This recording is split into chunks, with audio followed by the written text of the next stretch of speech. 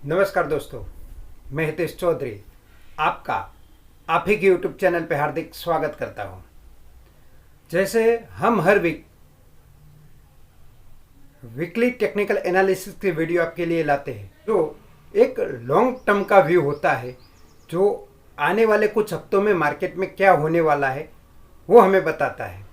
लेकिन इस week market में बड़ी सी गिरावट आई है, उसके कुछ ग्लोबल रीजन हैं, वो हम आगे स्टेप बाय स्टेप जानेंगे।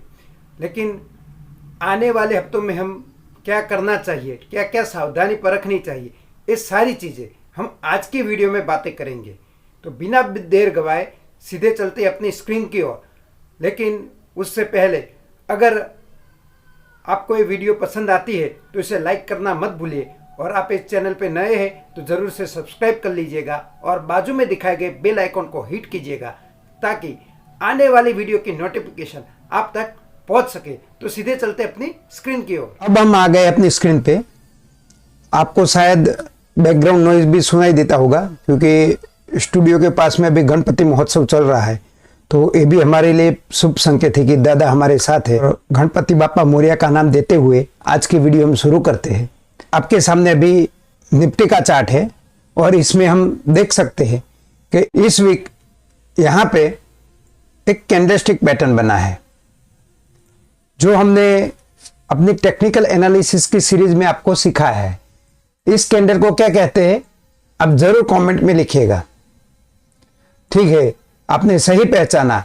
इस कैंडल को हम कहते हैं बेरिश एंगल्फिंग पैटर्न, और एक पावरफुल पैटर्न है जो एक अप ट्रेंड को डाउन ट्रेंड में कन्वर्ट करने की क्षमता रखता है।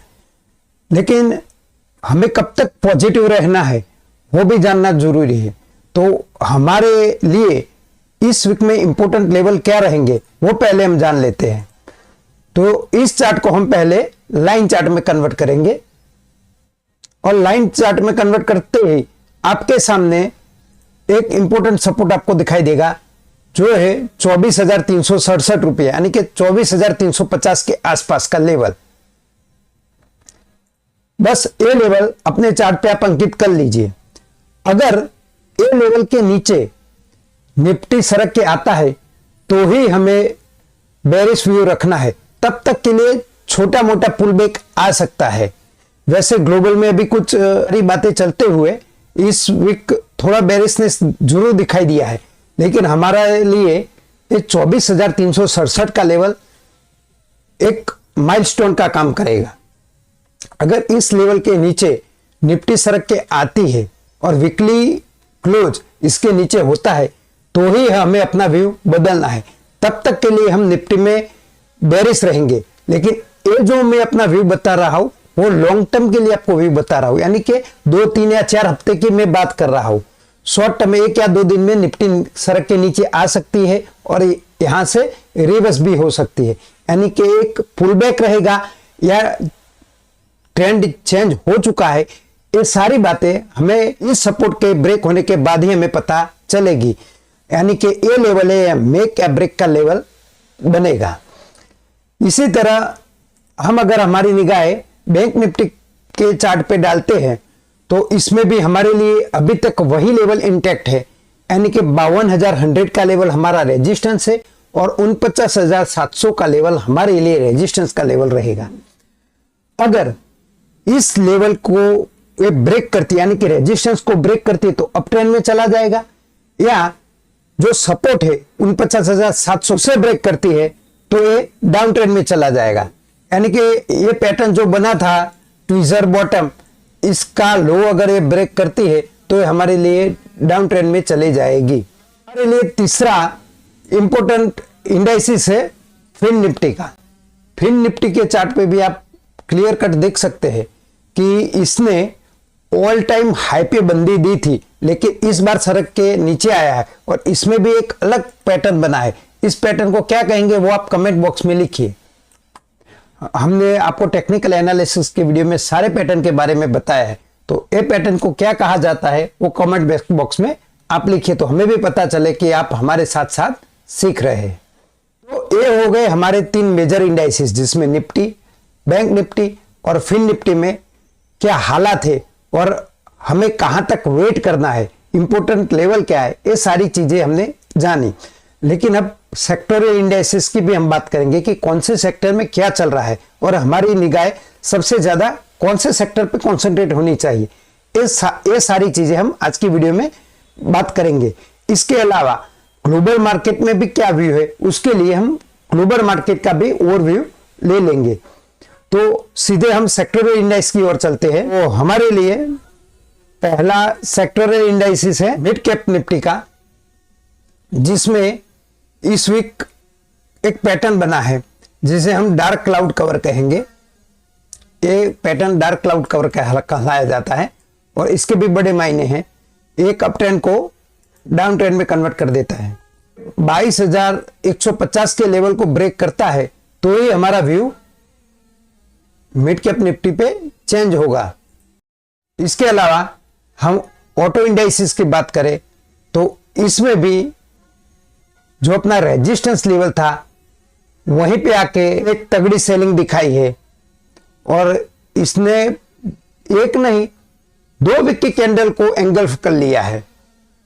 तो ऑटो निफ्टी में भी हमें अभी बेरिशनेस के अनुसार दिखाई देते हैं, लेकिन जब तक वो 25,000 का लेवल ब्रेक नहीं करता तब तक हमारा व्यू बेरिश नहीं होगा।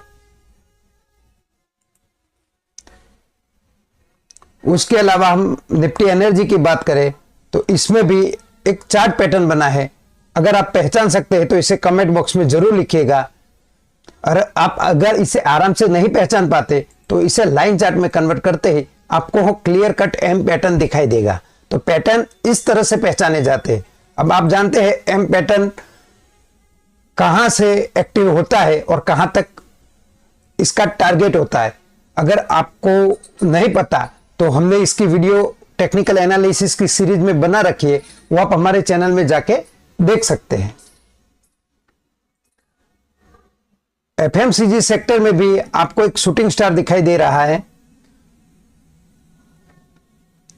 यानी कि अभी सारे इंडेक्स हमें बेरिश दिखाई दे रहे। मेटल इंडेक्स में भी थोड़ी बहुत तेजी दिखाई दी थी, लेकिन वो अपने रेजिस्टेंस पे आके ही फिर से बेरिश हो गया है। तो निफ्टी मेटल में तो बेरिशनेस शुरू हो चुकी है। अगर इसका लो तोड़ता है तो इसमें आप देख सकते हैं कि ये है जो लोअर लो की श्रृंखला शुरू हो जाएगी, यानी कि डाउ थियरी के हिसाब से डाउन ट्रेंड में आ जाएगा। इसके अलावा हम फार्मा इंडेक्स की बात करें तो इसमें भी इस वीक जरा से बेरिशनेस दिखाई दी है, लेकिन फार्मा इंडेक्स में अभी तक चिंता का कोई विषय नहीं है। रियल्टी इंडेक्स में भी पिछले 4 वीक से आप देख सकते हो कि एक ही डायरी में अपना कारोबार कर रहा है, यानी कि इसे बॉक्स पैटर्न भी कह सकते हैं। डार्वस बॉक्स इस तरह से बॉक्स बना दे तो ये हो गया हमारे लिए बॉक्स पैटर्न। तो ये बॉक्स को अपर साइड ब्रेक करता है, डाउन साइड ब्रेक करता है, वो देखने के बाद ही हम अपना कोई डिसीजन ले पाएंगे। तो ये हो गए हमारे कुछ मेजर सेक्टोरियल इंडेक्स। अब हम देखेंगे ग्लोबल इंडेक्स, जिसमें सबसे पहले हम डाउ जोन्स देखेंगे।